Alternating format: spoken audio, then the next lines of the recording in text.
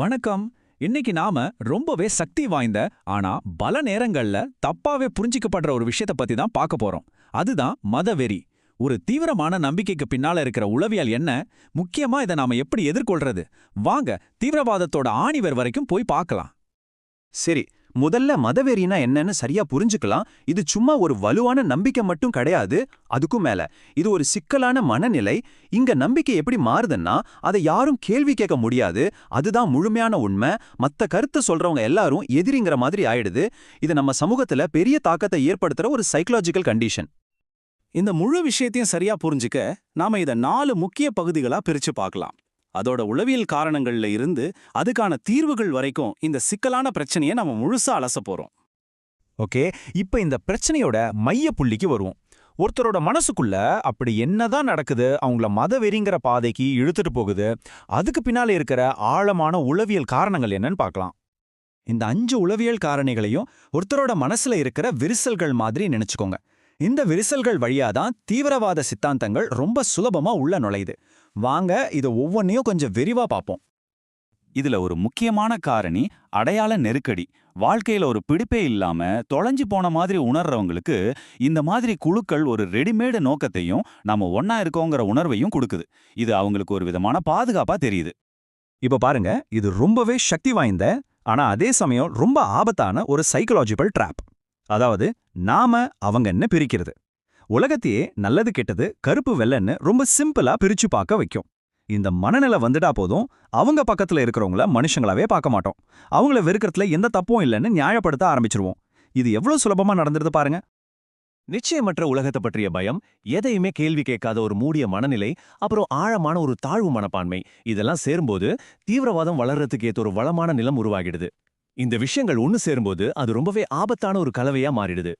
சரி, காரணங்கள் எல்லாம் புரிஞ்சிருச்சு. இதுக்கு மருந்து என்ன? மதவெறியை எதிர்க்கிற மாதிரி ஒரு சமூகத்தை நாம எப்படி உருவாக்க முடியும்? இதுக்குன்னு எந்த ஒரு மேஜிக் ஃபார்முலாவும் கிடையாது. இதுக்கு பல முனைகள்ல இருந்து நாம முயற்சி எடுக்கணும். இது ஒரே ஒரு தீர்வு சம்பந்தப்பட்டது இல்ல. கல்வி, சமூக ஆதரவு, அரசியல் சீர்திருத்தம், அப்புறம் ஊடகங்களோட பொறுப்புன்னு 4 முக்கிய தூண்கள்ல வச்சு நாம ஒரு பாதுகாப்பு வளையத்தை உருவாக்கணும். எல்லாமே கல்வியிலிருந்து தான் தொடங்குது. அடுத்த தலைமுறைய கேள்வி கேட்கவும் பகுப்பாய்வு செய்யவும் எல்லா விதமான வேறுபாடுகளையும் மதிக்கவும் நாம தயார்படுத்தணும். வெறும் படிப்பு மட்டும் போதாது, நாம வலுவான உளவியல் மற்றும் சமூக பாதுகாப்பு வலைகளையும் உருவாக்கணும். இது தனிப்பட்ட மன உறுதியை வளர்க்கறதோட வெவ்வேறு சமூகங்களுக்கு இடையில பாலங்கள் கட்டி அந்த நாமா வெர்சஸ் அவங்கங்கிற தடைய உடைக்கும். ஆனா தனிப்பட்ட ஆதரவு மட்டும் பத்தாது. நாம சிஸ்டத்தையே மாத்தணும். அதாவது விரக்தியை உருவாக்குற பொருளாதார ஏற்றத்தாழ்வை சரி செய்யணும். பிரிவினையை தூண்டாம ஒற்றுமையை வளர்க்கிற மாதிரி நம்ம தலைவர்கள் செயல்பட வைக்கணும். கடைசியா இந்த டிஜிட்டல் உலகத்துல வெறுப்பு சித்தாந்தங்கள் காட்டுத்தீ மாதிரி பரவாம இருக்கணும்னா ஊடகங்களும் சோஷியல் மீடியா கம்பெனிங்களும் ரொம்ப பொறுப்போட நடந்துக்கிறது அவசியமாகுது. இந்த சமூக மாற்றங்கள் எல்லாமே ரொம்ப முக்கியம்தான்.